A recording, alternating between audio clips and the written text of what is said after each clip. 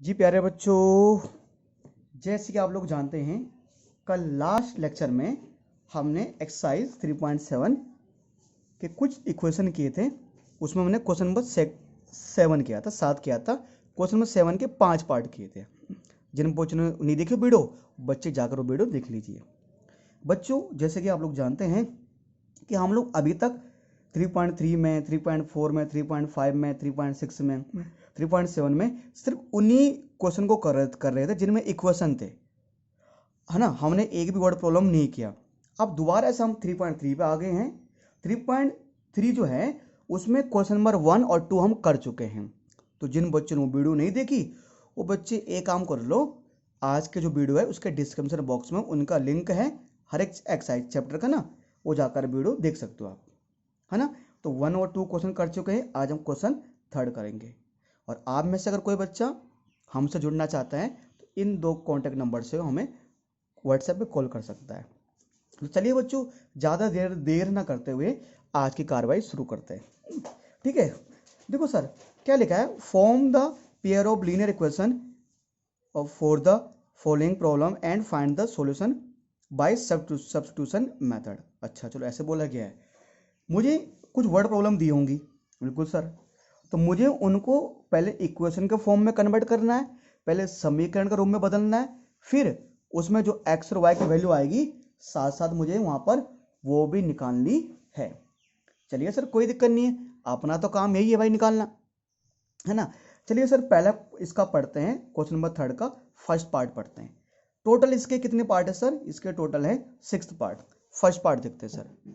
ये बोला गया है, the difference between two number is 26, difference between two number is 26 and one number is 3 times the other number, find them। अच्छा हाँ बेटा, ठीक है। यहाँ पर बोला गया the difference between two numbers, जो दो संख्या है ना, दो संख्याओं का जो अंतर है, तो दो संख्या का जो अंतर है वो कितना? 26 है ना। तो दो संख्याओं का अंतर कितना? 26 है। ठीक है, अगर उनमें से एक संख्या कितनी है, अगर उनमें से एक संख्या दूसरे की 3 गुनी है तो फाइंड द अदर और फाइंड देम, नंबर बताओ, है ना। अच्छा सर, तो एक काम करते हैं सर, अब करना चालू करते हैं जो यहां पर है ना। चलिए सर, इसको बढ़ाते हैं। The difference between two numbers. अब देखो बेटा, यहां पर एक चीज ध्यान देना है। एक्चुअली ना, हम चाहे तो इसको, मैं चाहूं तो इसको, इस पूरे इक्वेशन को x लेकर सोल्व कर सकता हूं। मैं चाहूं तो इस क्वेश्चन को सिर्फ x लेकर ही सोल्व कर सकता हूं, मैं y लूंगा ही नहीं किसी को। पर क्योंकि यार यहाँ पर ना, यहाँ पर पेयर ऑफ लीनियर इक्वेशन में 2 वेरिएबल है, तो एक को x तो एक को तो y लेना पड़ेगा भाई। तो बिना x y, बिना 2 वेरिएबल लिए यानी x और y लिए काम नहीं चलने वाला, है ना। मैं चाहूँ तो उसको एक में भी खत्म कर सकता हूँ, हाँ इतना दम रखते हैं हम। ठीक है सर, चलो कोई नहीं। तो बेटे सॉल्यूशन लिखते हैं, है ना।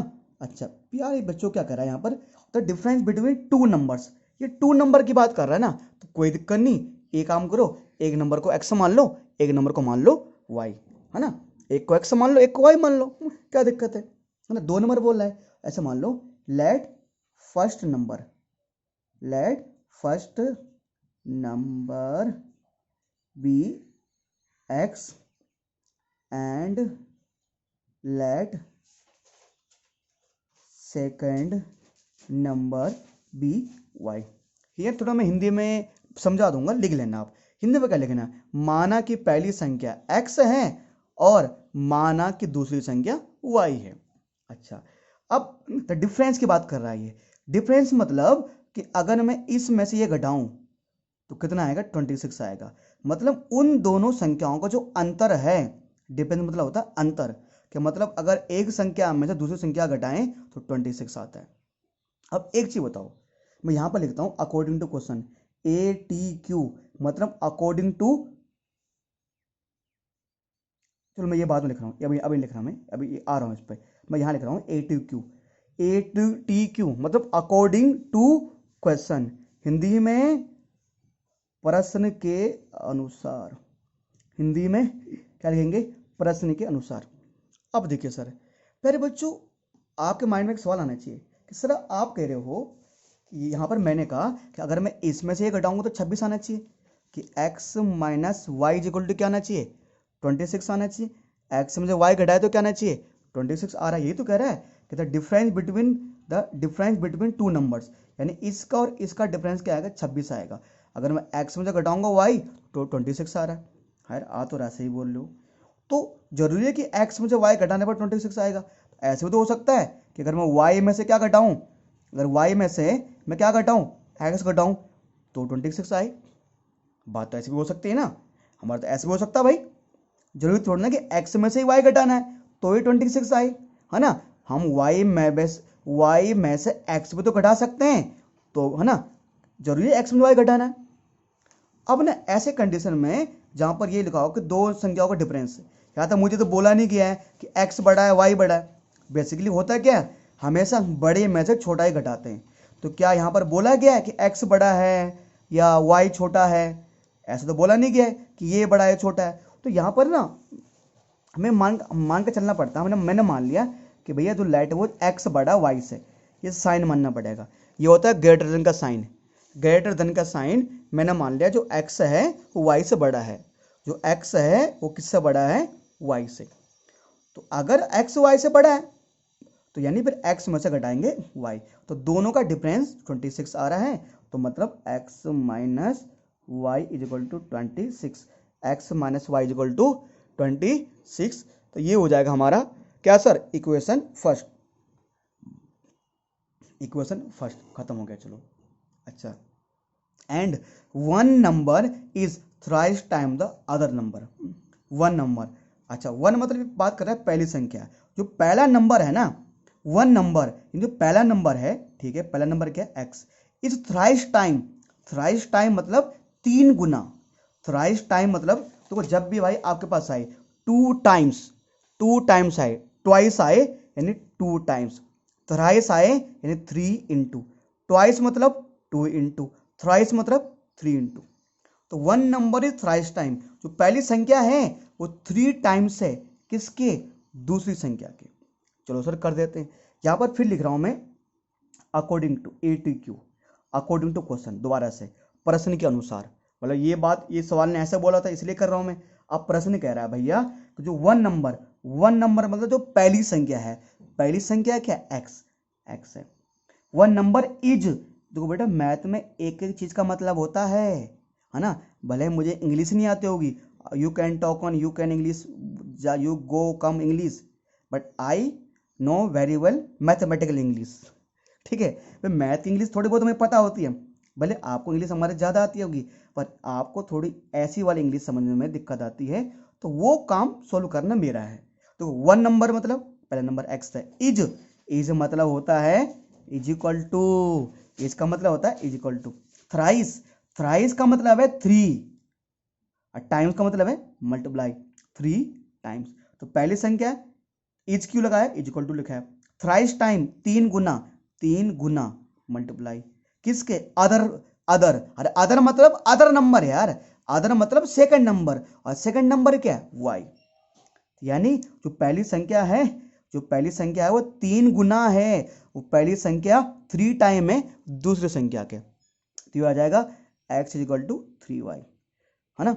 अच्छा प्यारे बच्चों, क्या इतना सही है, नहीं। मैं तो कहता हूँ कि इसको पहले प्रॉपर, या तो चाहो इतना भी कर सकते हो, या इसको इक्वेशन के फॉर्म में लिख दो, कोई नहीं। ये x है ना, ये इधर है right hand side, left hand side का हो जाएगा माइनस, इधर है right hand side, left hand side का हो जाएगा माइनस। तो x minus 3y is equal to 0, x minus 3y right hand side था, तो लेफ्ट हैंड साइड का हो गया minus x minus 3y is equal to 0। ये हो जाएगा हमारे पास नंबर 2, है ना। पहला क्वेश्चन क्या बना, x माइनस वाई बराबर 26, दूसरा बना x minus 3y is equal to 0। तो 2 इक्वेशन बन गए ना, है ना। एक बार दोबारा देख लेते हैं। तो मुझे कह रहा था कि 2 नंबरों को अगर आपस में घटाएं तो मेरे पास 26 आता है। तो मैंने मान लिया जो पहली संख्या x है और दूसरी संख्या y है। मैं यहां पर यह भी मान के चल रहा हूं कि x ना बड़ा है y से। आप चाहो तो y को x से बड़ा मान सकते हो, पर फिर आपको y में से x माइनस करना पड़ेगा। मैंने कहा x माइनस वाई बराबर 26। फिर कह रहा है कि one number is thrice time other, जो पहली संख्या है वो x है, वो किसके थ्राइस टाइम है, वो किसके थ्राइस है, दूसरे के। तो x इक्वल टू क्या हो जाएगा 3y हो जाएगा ना, x equal to 3 into y, कि पहली संख्या 3 टाइम्स है किसके, y के। तो x equal to 3 into y, तो x इक्वल टू 3y हो गया, 3y प्लस का लेफ्ट हैंड साइड का हो जाएगा माइनस का। अब इनको मुझे सोल्व करना है। देखो बेटा यहाँ तो मुझे, क्योंकि मुझे तो क्वेश्चन में बोला गया है कि इसको मुझे किस मेथड से करना है, सब्स्टिट्यूशन मेथड से करना है, यानी पड़ते विस्थापन विधि से करना है। पर वैसे है ना, अब एग्जाम में तो, वैसे एग्जाम में बेसिकली हमने ऑब्जर्व किया है एग्जाम में ऐसे नहीं आता, एग्जाम में इक्वेशन दिया होगा और सोल्व किसी मेथड से करो। अब यहाँ से यहाँ पर सब्स्टिट्यूशन मेथड से बोला गया है, तो क्या करेंगे भैया, सब्स्टिट्यूशन मेथड से ही इसको सोल्व करेंगे। तो भैया एक काम करता हूँ, पहले अब इनको जरा नेक्स्ट पेज में सोल्व करते हैं यार फटाफट, ठीक है। तो देखो फर्स्ट इक्वेशन क्या है, x माइनस वाई बराबर 26, फटाफट नेक्स्ट पेज में करते हैं यार, है ना, करते हैं इसको आगे बढ़ाते हैं। x मैं भूल जाता हूँ बार बार यार, थोड़ा याददाश्त कमजोर है। x माइनस वाई बराबर 26 ये पहला समीकरण था, और x minus 3y equal to 0, x minus 3y equal to 0 ये दूसरा समीकरण है। अब मुझे करना है सब्स्टिट्यूशन मेथड सॉल्व करना है, तो कोई दिक्कत नहीं भाई, कर देंगे। कैसे करेंगे भाई, आप लोग जानते हो दोनों में से किसी एक इक्वेशन को लिखना पड़ेगा। तो मैं लिख रहा हूँ ये छोटा वाला है, तो सब्स्टिट्यूशन एज मैथ ऐसे तो होता है, तो मैं लिख भी देता हूँ यहाँ पर, by using substitution method, Hindi में क्या बोलेंगे, परत विस्थापन विधि का प्रयोग करने पर, ठीक है। ठीक है, तो बाई टेकिंग इक्वेशन सेकेंड, यानी समीकरण 2 लेने पर, समीकरण 2 क्या है, x माइनस 3y, समीकरण 2 क्या है, x माइनस 3y बराबर 0, क्या है, x माइनस 3y बराबर 0, समीकरण 2 है नहीं है सर, क्या है sir, x minus 3y equal to 0 है ना, है सर। तो एक काम करो 3y वाले को पूरा वहां भेज दो, तो x इक्वल टू क्या हो जाएगा माइनस का, तो राइट हैंड साइड जगह क्या हो जाएगा प्लस का, तो क्या बन जाएगा सर, ये इक्वेशन 3 बन जाएगा। क्या बन जाएगा, इक्वेशन 3, है ना, ये बन जाएगा इक्वेशन 3 बन जाएगा। चलो यार कोई दिक्कत नहीं, इक्वेशन 3 बन गया, अपना क्या जाता है भाई, अपना क्या जाता भाई, है ना, कर दिया सर। अब सब्स्टिट्यूशन मेथड में जानते हो आप कि ये जो वैल्यू आई है, जो इक्वेशन थर्ड आता है, उसकी वैल्यू को फर्स्ट या सेकंड किसी में पुट करना पड़ता है, पर क्योंकि मैंने सेकंड को यूज करके क्या बनाया है, थर्ड बनाया है, इसलिए सेकंड से यूज करके थर्ड बनाया है, तो कौन बच गया, फर्स्ट बच गया ना, क्योंकि सेकंड से तो थर्ड बना है, तो थर्ड की वैल्यू पुट करेंगे फर्स्ट में, तो लिख देंगे कि put the value of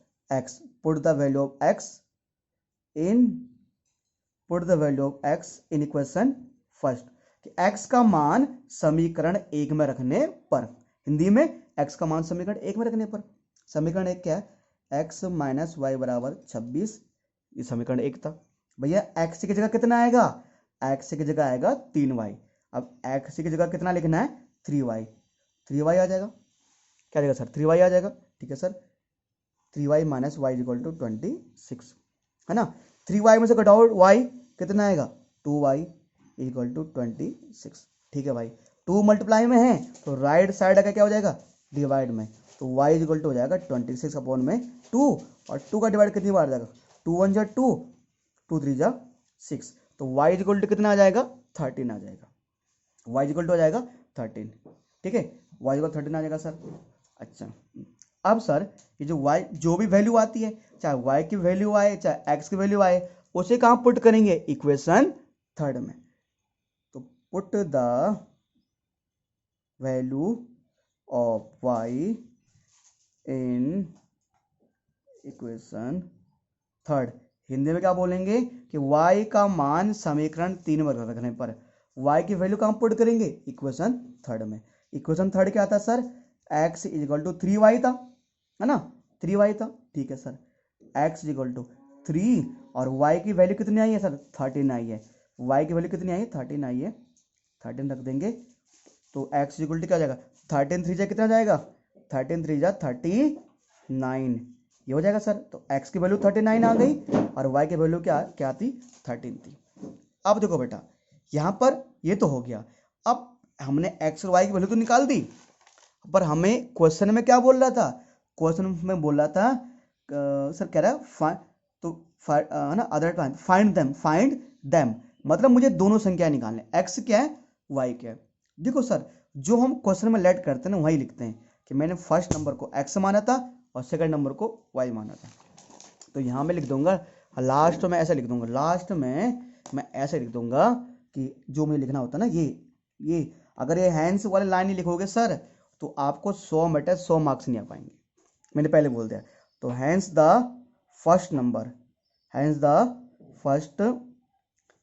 first number x माना था is 39 and the second number second number है, सेकंड नंबर क्या माना था वाई, वो क्या आ जाएगा 13 आ जाएगा। First number 39, second number 13। Hindi में क्या बोलेंगे, हिंदी में बोलेंगे अतः पहली संख्या 39 है 39 है और दूसरी संख्या 13 है ना। अब अगर तुम लोग ये नहीं लिखोगे ना भाई तो पूरे नंबर नहीं मिल पाएंगे भाई, मैंने पहले बोल दिया भाई ये तो तुम्हें क्या करना पड़ेगा, लिखना ही पड़ेगा भाई, है ना। ये तो आप लोगों को लिखना ही पड़ेगा बेटा, ठीक कई, है ना। अच्छा तो सर इसी के साथ क्वेश्चन नंबर 3 का फर्स्ट पार्ट एंड होता है। अब बढ़ते हैं क्वेश्चन नंबर 3 के सेकंड पार्ट की तरफ। चलिए सर बढ़ते हैं इसके कुछ सेकंड पार्ट की तरफ। सेकंड पार्ट कह रहा है ये the larger of two supplementary angle exceeds the smaller by 18 degree find them. ये क्या कह रहा है, देखो सप्लीमेंट्री का मतलब होता है हिंदी में पूरक संपूरक ना, संपूरक। The larger of two supplementary angle कह रहा है दो सप्लीमेंट्री एंगल है, ठीक है। तो दो सप्लीमेंट्री एंगलों में से जो बड़ा वाला एंगल है तो larger of two supplementary angle. अब पहले तुम्हें पता होना चाहिए सप्लीमेंट्री एंगल क्या होता है भाई। सप्लीमेंट्री एंगल या समपूरक कोण वो एंगल्स होते हैं जिनका सम क्या होता है 180 डिग्री होता है। जब दो एंगलों का सम 180 डिग्री होता है तो उन्हें क्या बोलते हैं हम सप्लीमेंट्री एंगल बोलते हैं। तो दो एंगल सप्लीमेंट्री एंगल है ना, उनका सम कितना आएगा 180 डिग्री आएगा। यानी अगर एक एंगल एक्स है तो दूसरा क्या होगा वाई होगा। तो दोनों एंगलों का सम कितना आता है, सप्लीमेंट्री एंगलों का सम आता है 180 डिग्री। तो उसमें जो दो सप्लीमेंट्री एंगलों में से जो बड़ा वाला एंगल है ना, अरे मैंने मान लिया जैसे मान लो एक्स की वैल्यू 100, ठीक है, और वाई की वैल्यू, एक एंगल है सप्लीमेंट्री एक्स और एक है वाई। तो अगर मान लो एक्स 100 डिग्री है तो वाई कितना होगा 80 होगा। तो दोनों में से बड़ा कौन है, एक्स वाला बड़ा है ना क्योंकि 100 है। तो जो दोनों सप्लीमेंट्री एंगल में जो बड़ा वाला एंगल है वो जो दोनों एंगलों में जो बड़ा वाला एंगल है जैसे मान लो 100 है ना, तो बड़ा वाला एंगल है the larger of two supplementary angle exceed the smaller by 18 degree. The larger of two supplementary angle exceed the smaller by 18 degree. मतलब पता है क्या बोलना चाह रहा है, ये बोलना चाह रहा है कि जो बड़ा वाला एंगल है वो छोटे वाले एंगल से, मान लो बड़ा वाला एंगल है एक्स और छोटा वाला एंगल है वाई, तो बड़ा वाला एंगल छोटे वाले एंगल से कितना डिग्री ज़्यादा है, वो है 18 डिग्री। मतलब बड़ा वाला एंगल छोटे वाले एंगल से कितना डिग्री ज़्यादा है, 18 डिग्री ज़्यादा है। तो बड़ा वाला है ना, है ना, बड़ा वाला एंगल कितना ज़्यादा है छोटे वाले से, 18 डिग्री ज़्यादा है, ठीक है सर। अच्छा तो एक काम करते हैं इसको 1 बाय 1 सोल्व करते हैं, अगर नहीं आया ना अभी भी समझ में तो इसको मैं अभी करा रहा हूँ 1 बाय 1। देखो यहाँ इतना मुझे पता चल चुका है कि बच्चों को यहाँ पहले पता नहीं चलता है ना मुझे लेट क्या करना है। तो यहाँ उसने बोलना the larger of two supplementary angle, देखो उसने बोला टू सप्लीमेंट्री एंगल, यानी देखो हमें लेट करने के लिए मिल गया एक एंगल को मान लो एक्स और एक को मान लो वाई। अब यहाँ पर टू सप्लीमेंट्री एंगल है, यानी अगर दो एंगल हैं तो उनमें से तो एक एंगल तो बड़ा होगा और एक छोटा होगा, वो खुद ही बोल रहा है लार्जर, और लार्जर और स्मॉलर खुद ही बोल रहा है वो, है ना। तो एक एंगल होगा बड़ा, एक होगा बड़ा और एक होगा छोटा। तो यहाँ पहले से मान के चलो कि मैंने मान लिया कि let the larger angle be, let the larger angle be, है ना एक्स। मैंने मान लिया जो बड़ा वाला एंगल है, माना कि बड़ा कोण एक्स है, माना कि बड़ा कोण एक्स है, and let smaller angle be, और माना कि छोटा कोण वही है, कि मुझे खुद ही करा एक एंगल बड़ा है एक छोटा है, तो बड़े एंगल को x मान लो, छोटे एंगल को y मान लो। अच्छा, और यहाँ पर लिख दो, देखो बेटा यहाँ पर लिख दो वी नो दैट, हम जानते हैं कि, सिंपल सी बात है। चलो, we know that sum of two supplementary angle is 180 degree. यहाँ पर लिख देंगे हम, हिंदी में क्या बोलेंगे, हम जानते हैं कि दो समपूरक कोणों का योग 180 डिग्री होता है। तो यानी कि एक एंगल ही है, एक एंगल ही है। अगर दोनों सप्लीमेंट्री है तो दोनों को ऐड करने पे कितना आएगा, 180 डिग्री आएगा। तो यानी x plus y is equal to 180। Sir इनको ऐड क्यों किया, क्योंकि सप्लीमेंट्री एंगलों का सम आता है 180 डिग्री, तो x plus y is equal to 180 degree. इसको मान लो इक्वेशन फर्स्ट। अच्छा, अब आते हैं सवाल जो बुक कह रहा है अकॉर्डिंग टू क्वेश्चन। ये क्या कह रहा है, कहता है larger of two supplementary angle. अच्छा, लार्जर एंगल कौन सा है, एक्स है, तो लार्जर है। ठीक है भाई, है ना, जो बुक कर रहा है मैं उसी के हिसाब से चल रहा हूँ मैं। तो larger of two supplementary angle, तो लार्जर एंगल कौन सा, एक्स है ना। टू सप्लीमेंट्री एंगल एक्सीड्स मतलब ज़्यादा है ना। एक्सीड्स मतलब बड़ा है, ये बड़ा है किससे, स्मॉलर क्या है, वाई। ये वाला एंगल बड़ा है, किससे बड़ा है, वाई से। अब तुम बोलोगे सर यहाँ इज दिया नहीं ना, ऐसा हो सकता था कि the larger angle is exceeds या लार्जर एंगल इज ग्रेटर। यहाँ तो इज नहीं दिया, तो अगर इज नहीं दिया ना तो इज हमें खुद लगाना पड़ेगा। लार्जर एंगल इज, मैं अपनी भाषा में खुद बोल रहा हूँ भाई, देखो larger angle is greater than, larger angle किससे बड़ा है, छोटे वाले से बड़ा है ना। तो larger angle of two supplementary angle exceeds, यानी ये बड़ा वाला ये एंगल छोटे वाले से बड़ा है। कितने डिग्री से बड़ा है, 18 डिग्री से। यानी ये वाला एंगल छोटे वाले से बड़ा है। एक्सीड्स, जब भी एक्सीड्स आए या ग्रेटर आए, एक्सीड्स आए या ग्रेटर आए तो उसका मतलब होता है प्लस। तो प्लस कहाँ लगाना होता है, सामने वाले पे। प्लस कहाँ लगाना होता है, सामने वाले के साथ। यानी x इक्वल टू क्या होगा, y प्लस 18 होगा। अच्छा, इसको हम चाहे ना, इसको हम सिंपल ऐसे बोल सकते थे। जब मुझे बताया गया ना सवाल में कि बड़ा वाला एंगल है x और छोटा वाला एंगल है y, तो बड़ा वाला एंगल छोटे वाले से कितना डिग्री बड़ा है भाई, 18 डिग्री बड़ा है। तो इसका मतलब वही है कि अगर मैं बड़े वाले में से, यानी अगर मैं x में से y घटाऊंगा तो कितना आंसर आएगा, 18 आएगा। अगर बड़े वाले एंगल में से मैं छोटा वाला एंगल घटा देता हूँ तो कितना डिग्री आएगा, 18 आएगा ना। अगर बड़े में से मैं छोटे की वैल्यू घटा दूं, अगर मैं x में से क्या घटा दूं, y, तो कितना आएगा, 18 आएगा। ये तो आएगा। अगर मैं x में से y घटा दूं कितना आएगा, 18 आएगा,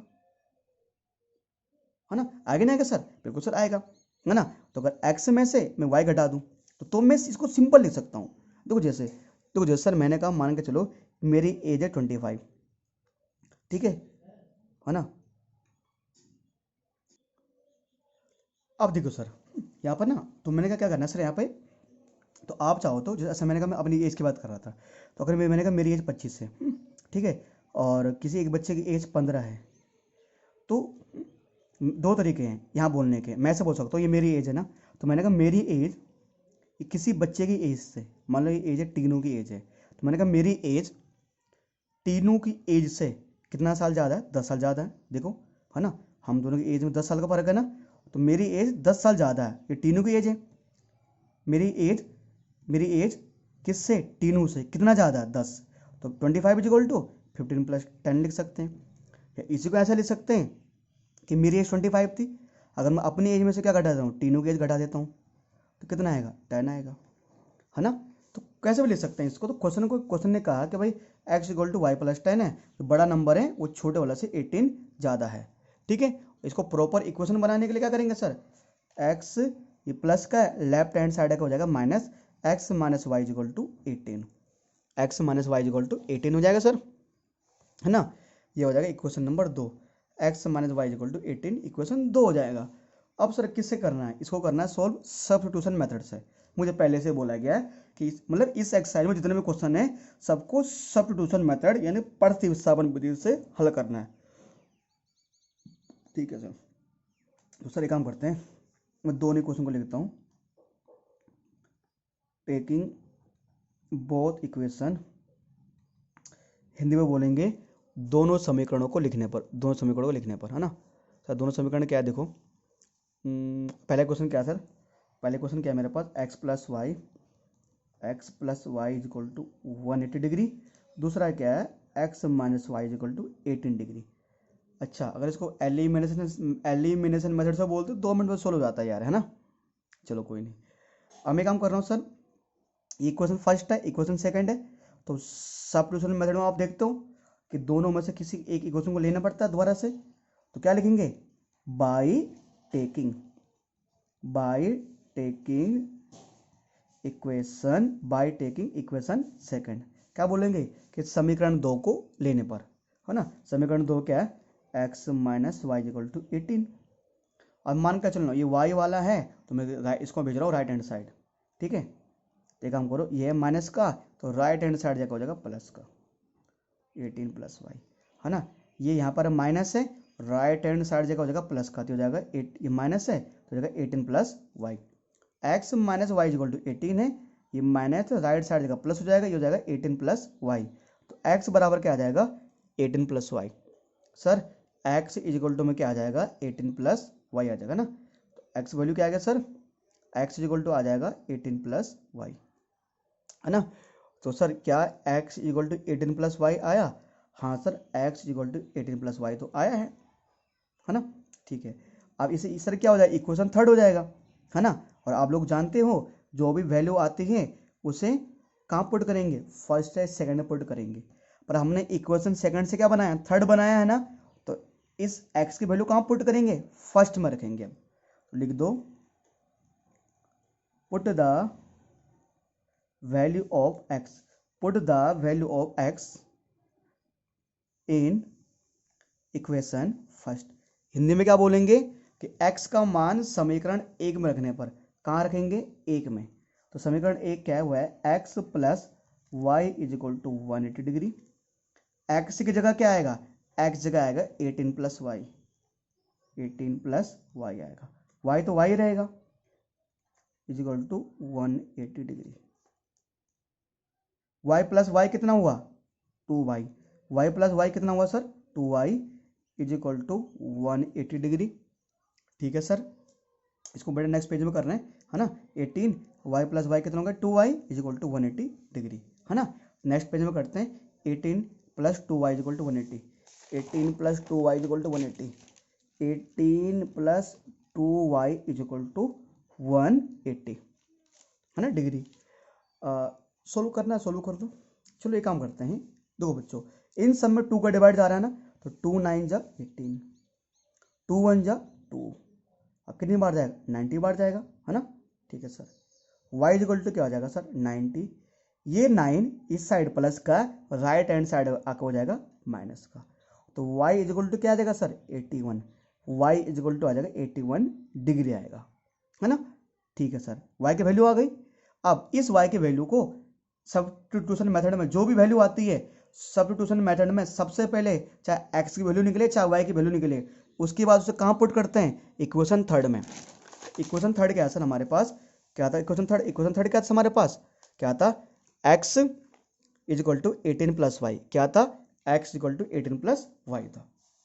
तो x equal to 18 plus y था, तो इक्वेशन थर्ड क्या था, तो लिख देंगे कि put the value of y in equation third. y का मान समीकरण 3 में रखने पर, तो समीकरण 3 क्या था sir, x equal to 18 plus y था, x इक्वल टू 18 तो है, और y की वैल्यू क्या है सर, 81 आई है। y की वैल्यू क्या है सर, 81 आई है। तो प्यारे बच्चों ऐड करो, 8 और 1 क्या हो जाएगा 9, 8 1 9, 8 1 9, कितना हो जाएगा बेटा, 99 डिग्री। कितना हो जाएगा सर, 99 डिग्री। तो सर x की वैल्यू कितनी आ गई है, 99 डिग्री, और y की वैल्यू कितनी आ गई सर, 81 डिग्री। तो यहाँ ऐसा बोल सकते हैं हम कि hence the larger angle is कितना, एक्स बड़ा वाला एंगल माना था हमने तो 99 डिग्री, और hence the smaller angle is कितना 81 डिग्री। तो प्यारे बच्चों यहाँ पर ना हिंदी में क्या बोलेंगे सर, हिंदी में क्या बोलेंगे, हिंदी में ऐसे बोल देंगे कि अतः जो बड़ा कोण है ना, क्या ऐसे बोलेंगे ना, क्या बोलेंगे हिंदी में, अतः बड़े कोण का मान है ना, अतः बड़े कोण का मान 99 डिग्री है, तथा छोटे कोण का मान 81 डिग्री है। बड़े कोण का मान 99 डिग्री और छोटे कोण का मान 81 डिग्री आ गया सर, है ना। तो आप चाहो तो इसको ना सीधे यहाँ पर अगर आपको आंसर चेक करना है तो इसकी वैल्यू को इक्वेशन फर्स्ट और सेकंड में कहीं पुट कर सकते हो। अगर आपको आंसर वैसे तो आप आंसर पीछे मैच कर सकते हो, ठीक है, आंसर से जो बुक में है, पर एग्जाम आ गया तो क्या कर सकते हो, इस एक्स और वाई वैल्यू को, तो अगर देखो बेटा एक्स वैल्यू है 99, वाई की 81, है ना, तो 99 में जोड़ोगे 81 कितना है 180 आएगा, और 99 में से घटाओगे 81 तो कितना आएगा 18 डिग्री आएगा, तो सेटिस्फाई हो रहा सर, है ना। तो आप अपने आंसर को यहाँ पर चेक करा सकते हो। तो सर ये हमारा क्वेश्चन नंबर 2 था। तो सर क्वेश्चन नंबर 2 भी हमने फिनिश कर दिया है ना। तो मैं उम्मीद करके चल रहा हूँ प्यारे बच्चों आपके समझ में आया होगा, है ना। और हमने करते करते इसको कहाँ फिनिश किया सर, यहाँ पर हमने इसको फिनिश कर दिया है। तो इसका सेकंड पार्ट हो चुका है, इसका टोटल 6 पार्ट है। अब बढ़ते हैं इसके थर्ड पार्ट की तरफ। थर्ड पार्ट क्या सर हमारे लिए, थर्ड पार्ट आपके सामने पहले से ही ये रहा, राइट डाउन, है ना।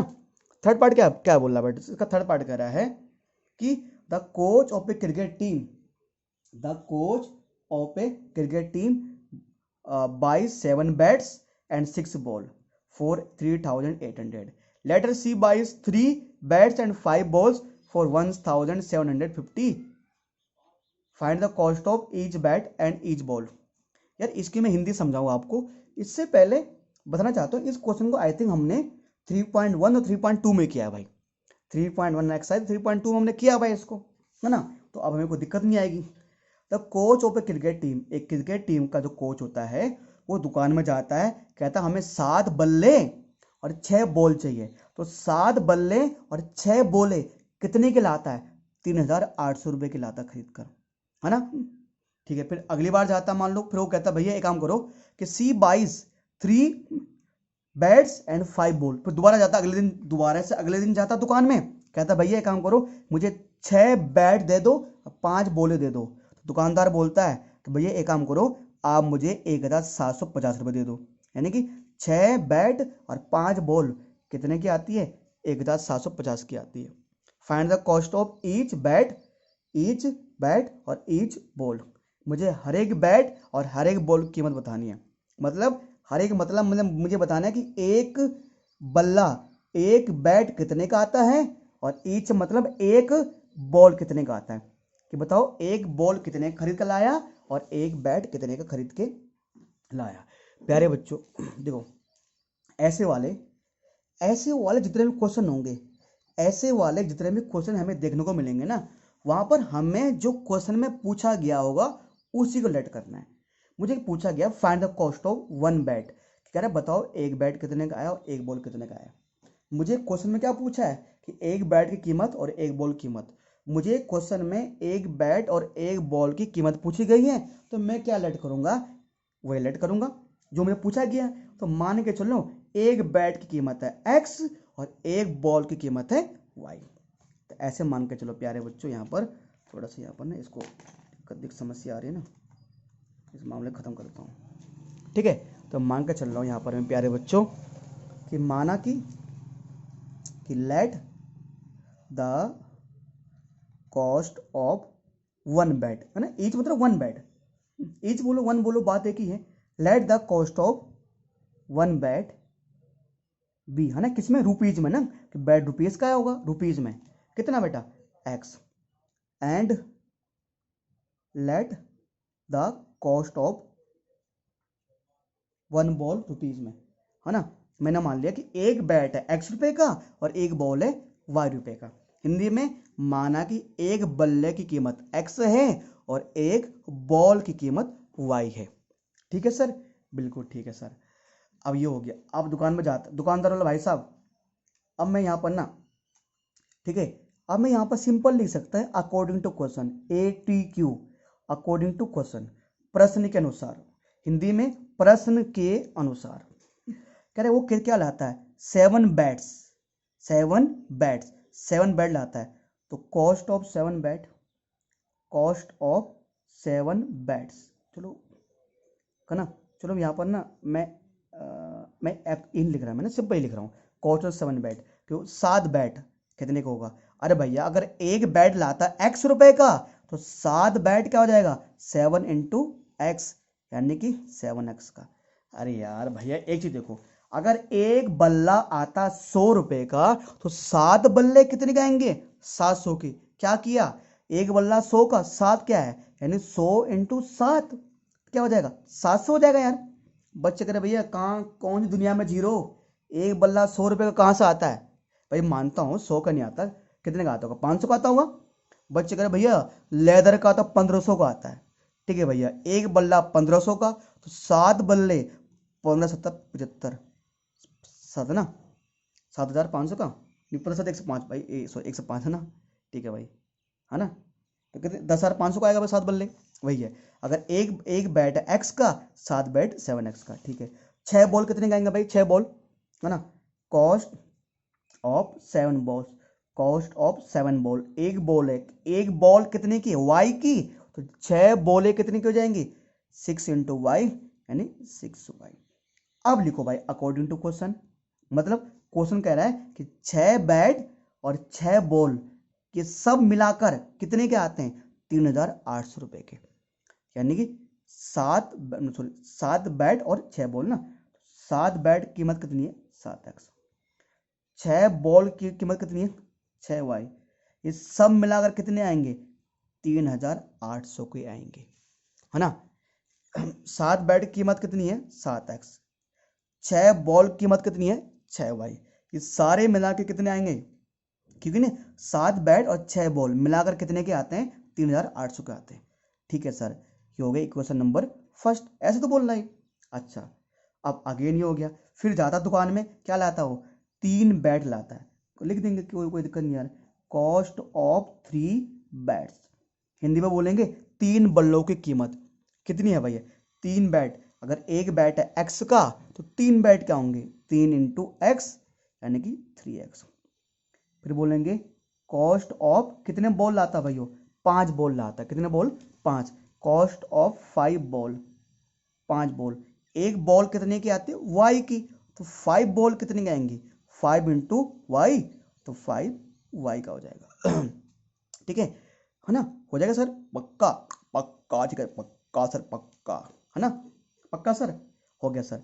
अब सर 3 बैट और 5 बॉले कितने के लाता है वो, 1,750 की, तो 3 बैट प्लस 5 बॉल दोनों को प्लस कर देंगे और इज इक्वल टू में लिख देंगे 1,750, है ना।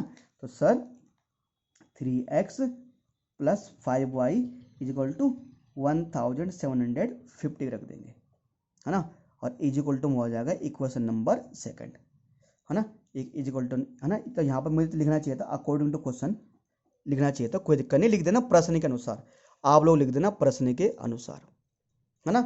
तो सर इक्वेशन फर्स्ट और सेकंड हो चुका है, ठीक है सर। अब एक काम करते हैं बच्चों, इक्वेशन फर्स्ट और सेकंड हो चुका है, ठीक है सर, हो चुका है ना। आप जरा इनको सोल्व करते हैं। अब कौन से मेथड से करने हैं, वही अपना कौन से मेथड, सब्स्टिट्यूशन मेथड है ना, एक मेथड तो हमारे पास बचा हुआ है, तो जो भी है by using substitution method, Hindi में क्या बोलते हैं कि प्रत्य विस्थापन विधि का प्रयोग करने पर। तो लिखो इक्वेशन फर्स्ट क्या हमारे पास, 7x plus 6y is equal to 3,800, दूसरा क्या है 3x plus 5y, 3x plus 5y is equal to 1,750, 7x plus 6y is equal to इतना, और 3x plus 5y is equal to इतना, ये इक्वेशन फर्स्ट था, इक्वेशन सेकंड था। तो तुम लोग जानते हो सब्स्टिट्यूशन मेथड में तो दोनों में से किसी एक इक्वेशन को लिखना पड़ेगा। मुझे लग रहा है छोटा वाला सिंपल, तो मैं इसको लिख रहा हूं। तो by taking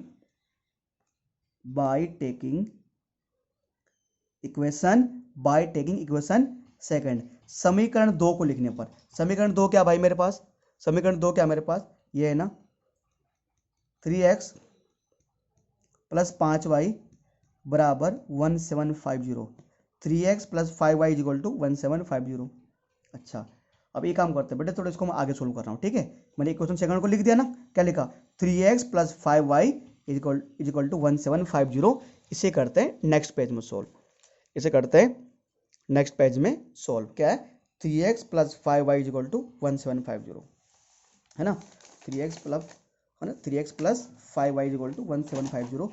3x plus 5y क्या sir, 3x plus 5y is equal to 1750, है ना। अब इसको इक्वेशन थर्ड बनाना है तो या तो y की वैल्यू निकालो, x की वैल्यू निकालो, है ना। तो एक काम कर रहा हूँ मैं ना, इसको वहाँ भेज रहा हूँ मैं, तो मैं x वाले को वहाँ भेज रहा हूँ, तो ये हो जाएगा 5y इज इक्वल टू हो जाएगा 1750। ये प्लस का है तो राइट हैंड साइड जगह हो जाएगा माइनस का, ठीक है, माइनस का 3x हो गया। अब किसकी वैल्यू निकालनी है भाई, y की निकालनी है। ये पूरा मल्टीप्लाई में, उधर का हो जाएगा डिवाइड में, तो y इज इक्वल टू हो जाएगा 1750 माइनस 3x अपोन में क्या आ जाएगा 5, है ना। तो अब ये हो जाएगा इक्वेशन, इसे क्या बोल सकते हैं हम, है ना, इसे बोल सकते हैं इक्वेशन नंबर थर्ड, समीकरण नंबर 3। अब इक्वेशन थर्ड की वैल्यू कहाँ पुट करेंगे, फर्स्ट में, क्योंकि ये मैंने किसको लिखा था, सेकंड को चेंज करके मैंने क्या बनाया, थर्ड। तो इक्वेशन थर्ड की वैल्यू कहाँ पुट करेंगे, फर्स्ट में। तो put the value of equation third in equation first, put the value equation third in first. तो इस y की वैल्यू कहाँ पुट कर देंगे, फर्स्ट में। फर्स्ट इक्वेशन क्या है भाई, एक बार देख लेते हैं। फर्स्ट इक्वेशन क्या है, वो है 7x plus 6y is equal to 3800, 7x plus 6y is equal to 3800, 7x plus 6y is equal to 3800, 7x plus 6y, 7x plus 6y is equal to 3800, है ना, 7x plus 6y is equal to 3800, ठीक है।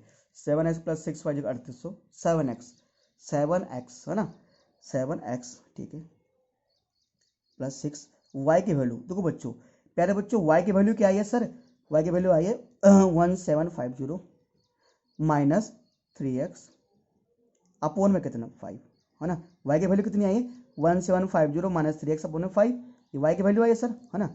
y की value ये आई है ना, यहाँ put कर दी, इज इक्वल टू में 3800। अब सर क्या करना है, यार सर कुछ नहीं करना, मल्टीप्लाई कर दो, और कुछ करना क्या है, कुछ बचा ही हमारे पास नहीं है। तो 7x इज इक्वल टू, अब 6 को अंदर मल्टीप्लाई करो तो कितना आएगा यार, देखो 6 को मल्टीप्लाई करो, 0 से 0 आएगा, फिर 6 5 से क्या होगा 30, ठीक है। फिर 6 7 जो 42, और 42 और 3 कितना होगा 45, ठीक है, और 6 7 जो 6 और 4 कितना होता है 10 होता है ना, इतना आएगा सर ना, हाँ पक्का। चलिए सर, फिर 3 को करेंगे 6 से, क्या होगा 3 6 जा 18x, और इस पूरे का अपोन में क्या आना था 5 इज इक्वल टू 3800। अब देखो बच्चों, जिसके अपोन में कुछ नहीं होता क्या होता है 1, इसके अपोन में 1 है ना, बिल्कुल। अब इनको देखो सोल्व करो, अगर नीचे, अब इसको सोल्व करना है सर, तो 5 को 1 से मल्टीप्लाई करना है, 5 नीचे वालों को नीचे मल्टीप्लाई करो, 5 को 1 से मल्टीप्लाई करोगे तो 5 आएगा, और इन्हें मल्टीप्लाई कर देंगे क्रॉस, 7x को किससे मल्टीप्लाई करेंगे 5x से, तो 7x इंटू 5, 7x इंटू 5 क्या आएगा 35x। फिर इस पूरे को मल्टीप्लाई करेंगे 1 से, इस पूरे को मल्टीप्लाई करेंगे 1 से, किसी भी नंबर को 1 से मल्टीप्लाई करो वही नंबर आता है, तो 1500 माइनस 18x आ जाएगा इक्वल टू 3800। देखो प्यारे बच्चों, 35x में से 18x घटाओगे तो 5 है ना, तो 35x में से 18x घटाओगे कितना बचेगा 17x बचेगा, बिल्कुल सर, क्या बचेगा 10500 पूरे के अपॉन में आएगा 5 इज इक्वल टू 3800 आएगा। ठीक है सर। अब सर ये दोनों ऐड तो हो नहीं सकते, कोई दिक्कत नहीं। अब इसे ना क्रॉस मल्टीप्लाई कर दो, 17x प्लस 10500, ये 5 राइट हैंड साइड जाकर हो जाएगा क्रॉस मल्टीप्लाई, तो 3800 इंटू हो जाएगा 5।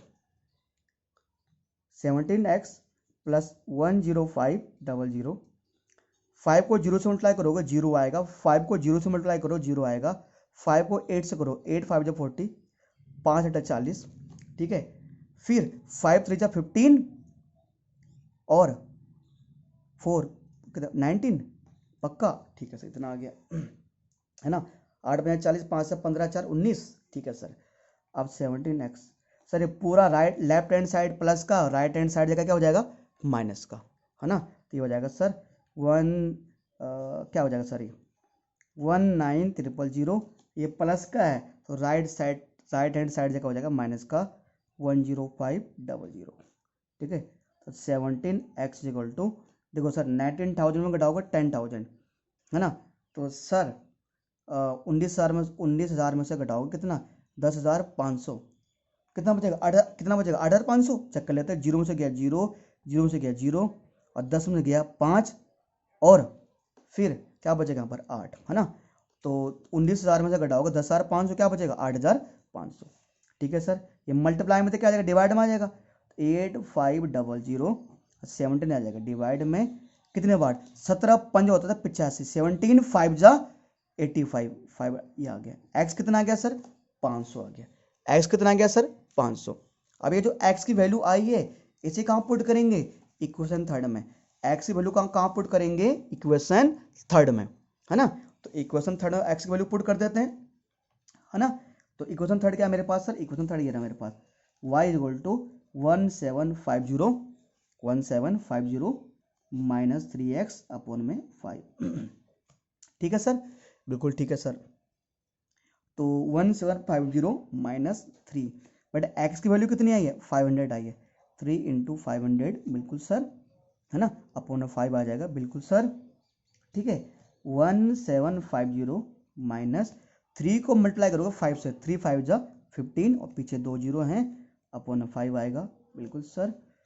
1750 में से 1500 घटाओगे, है ना बेटा, कितना आएगा 250, कितना आएगा बेटा 250 आएगा, 250 अपॉन 5 आएगा ना, है ना। और अगर 5 पे डिवाइड दोगे तो 5 5 जा 25, कितना आएगा बेटा 50, कितना आएगा सर 50, कितना आएगा सर 50 आ गया। तो y क्या आ गया 50, x आ गया 500।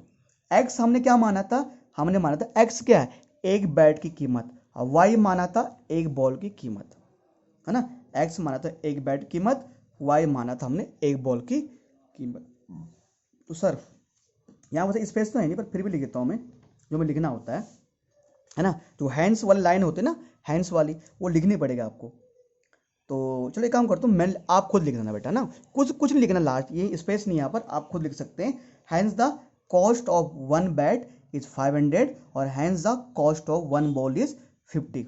अतः एक बल्ले की कीमत 500 है और एक बॉल की कीमत 50 है ना। तो प्यारे बच्चों, आप चाहो तो पीछे आंसर चेक भी कर सकते हो, है ना। और मैं मान के चल रहा हूँ कि सर आप लोगों को समझ में थोड़ा धीरे धीरे करके आ रहा होगा ना, कि आप लोग थोड़ा करके चीज़ों को समझ रहे होंगे। ठीक है सर। तो चलिए सर ये हमारा हो गया, आगे काम करते हैं। अब बढ़ते हैं नेक्स्ट क्वेश्चन की तरफ, इसके फोर्थ पार्ट की तरफ।